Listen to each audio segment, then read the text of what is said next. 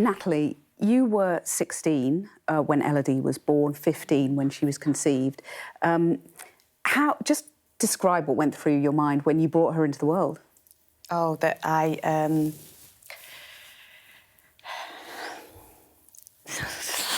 even spoken yet. that I had let myself down, that I had let everybody that cared about me down, that I had let so many people down, and I was genuinely grieving the life that I thought I was going to have and the life that I thought I could give her. I was just told so often, what have you done to yourself and what have you done to your child that isn't even born yet? And just explain why you were blaming yourself in that way. It wasn't... I mean, of course, I was blaming myself, I was. But these were real words that people were saying. You know, this isn't... We had an incredible, incredible teenage pregnancy strategy that means when I go to schools now, we aren't... There's just no children having children. I love that. But that teenage pregnancy strategy was all about the girls. I went to one of my local schools the other day and I said, you don't have any teenage mums, do you? And she says, no, my girls are too smart. And I thought, there you are again. You know, it wasn't... It was teachers, doctors, nurses, midwives, friends, family. What have you done? What have you done to yourself and what have you done to her? But then you asked what it was like bringing her into the world. I just thought, yeah, she's amazing, and I'm very lucky to have her. And I'm very proud of everything she is. And I was incredibly determined to give her the best life I possibly could. And that meant a nice home with a dad that I was very lucky to find and has been incredible. She got a brother, and she's got 2 other siblings as well. I just wanted to give her everything that I thought she deserved and that I thought she would have had if it had been part of a stable family that was older. Well, Elodie, when did you first become aware who your father was? I always knew that the man that I called Dad wasn't my biological dad. That was always made very clear to me. And I can't ever tell you an exact moment that I knew that a sit-down conversation. It was from a very young age. I can just remember that he wasn't my dad and that my dad was different, but my dad didn't want to know anything about me, didn't want to have anything to do with me, and that's just the way that things were. How did you come to terms with that? Well, when I was in secondary school, I actually had counselling because I felt not good enough, that the man who is biologically wired to love me unconditionally didn't want to, even want to know my name, didn't want anything to do with me. You know, it was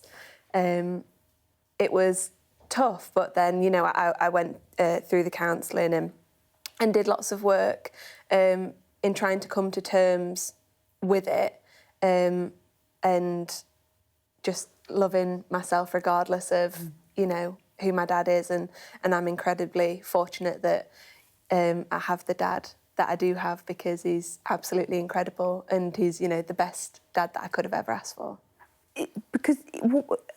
Natalie, how did you cope with being a teenage mum? I mean, you were 16, bringing her up. You were, yeah, a child still.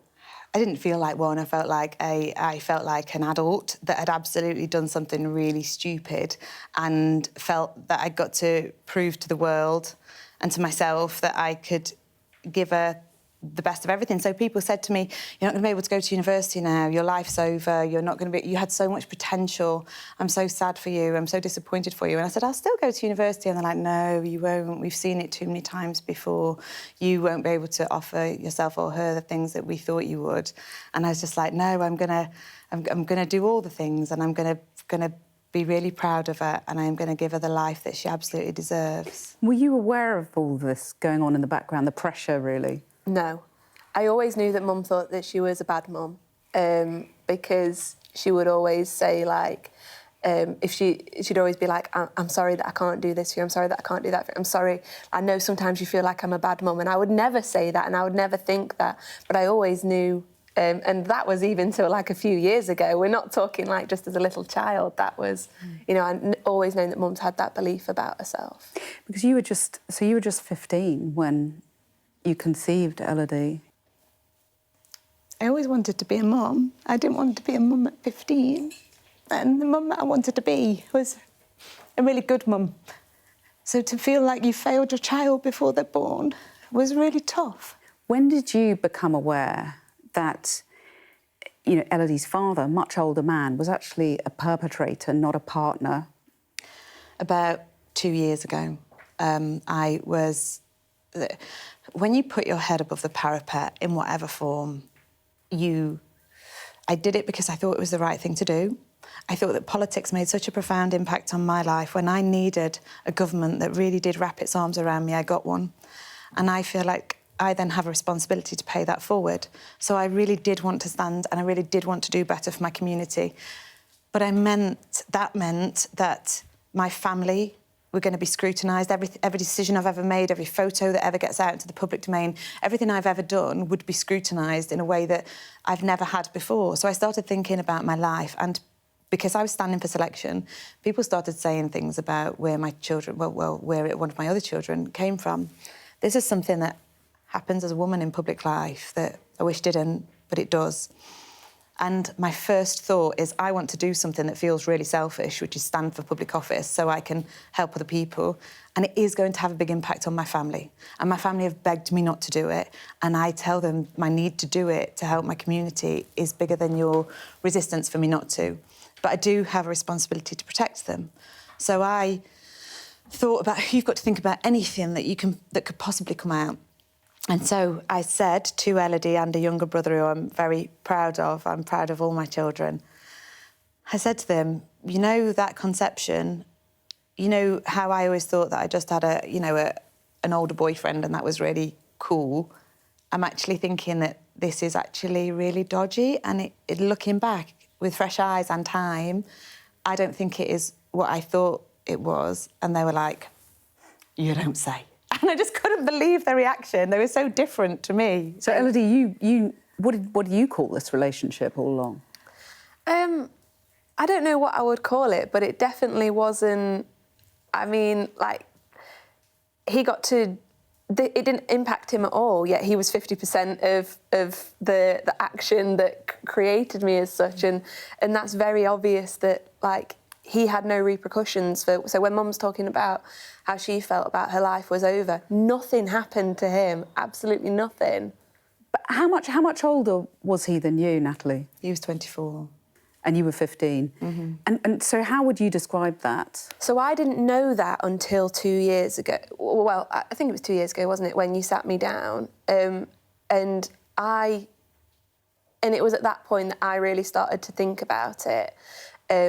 And like I said before, when I was younger, I felt not good enough because my dad didn't want to stay around. And actually, after my mum sitting me down and explaining his age and what happened and things like that, I was like, I don't want your approval. I don't want anything to do with you. You're a horrible human and you absolutely should have the repercussions that you deserve. But prior to that, I wouldn't say I thought anything because, like, not that it wasn't something we spoke about, but it was just, I had a dad and that was great, so we didn't need to think about that in a way. But how would you describe now a 24-year-old man having a relationship, getting a 15-year-old girl pregnant? How would you describe that? A paedophile. He's absolutely a paedophile, like.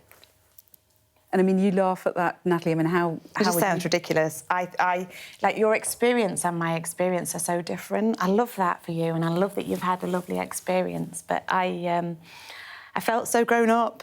I thought it was absolutely consensual. Looking back, it was absolutely statutory rape. I was under the law says that this is something that shouldn't have been happening. But also, I thought that we were absolutely using contraceptive.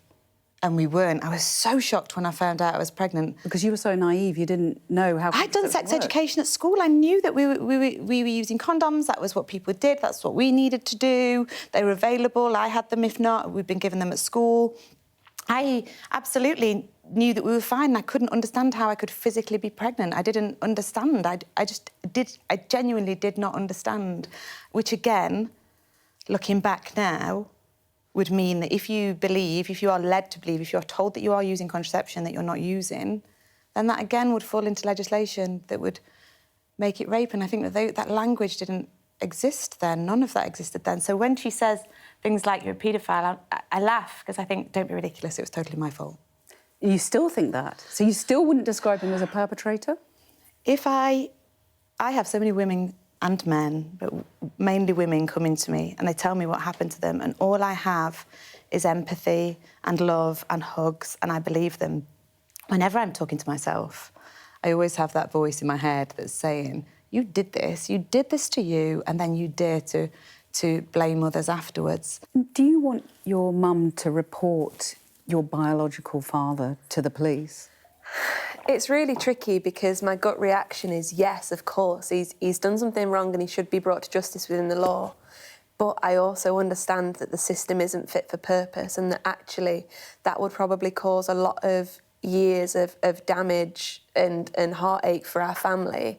And, you know, we haven't had contact with him in a very long time. And what if the things that were being said to Mum before about it's your fault, you're a slut, you're a slag, things like that, like if all of that, like we start to get all of that hate again. It'll like, break your heart. Yeah, and like now I've got a daughter and I understand my mum's need to protect me and my siblings because I want to protect her, so it's really tricky. Would you report to the police, Natalie, now?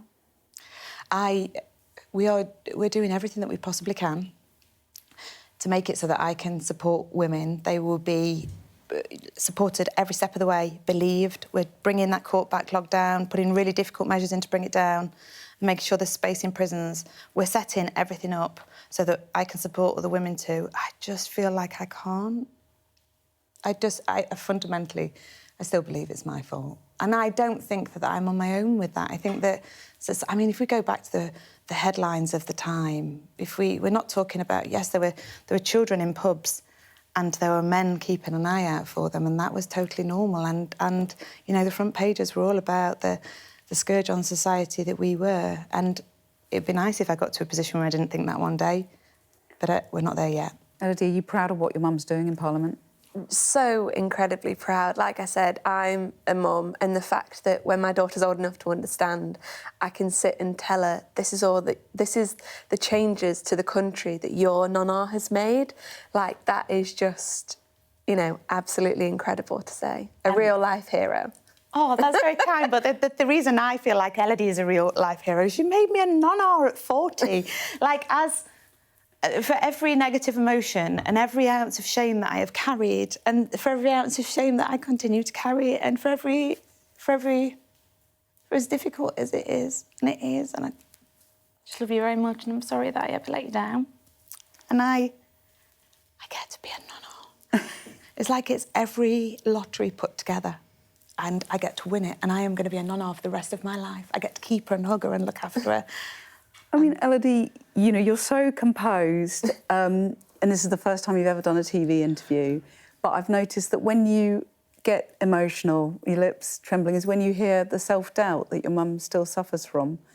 Is that right, that that's what makes it hard for you in a way? Yeah, because Mum's just said, I'm sorry that I've ever let you down, and she's never let me down. So it's really hard to hear the way that she feels about herself when I see her as this absolutely incredible role model who I'm so lucky to have, and my daughter is so lucky to have, but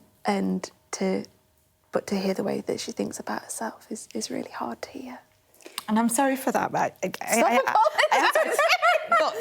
that, Kathy, is the reason that we're here. It's the reason that I don't want to do these interviews, and I don't want to put my head above the parapet, and I don't want to talk about it. I want there to be people that watch this and see this and think, that was dodgy, that happened to me too. Thank you. Anything from, I think, my belief, is that... Sorry. I believe that the story of women is that everybody's had some kind of experience, and it's where on the scale it fits. I think there'll be people watching this, hearing about it, that think, oh my God, that's not her fault. It's deeply ingrained in me that I believe it is. I think people will be watching thinking, that's not your fault, and they tell me that in real life. They come support me in the chamber. I see them in tears as they're trying to get it across to me, and I still struggle to accept it. There'll be people watching this that will be able to feel strongly that it isn't my fault, but will also be carrying that shame. Well, you've both really done your bit today, more than done your bit. You know, Elodie, the first time you've sat on a sofa in a TV studio like this. Thank you both very much for joining me. Thank you.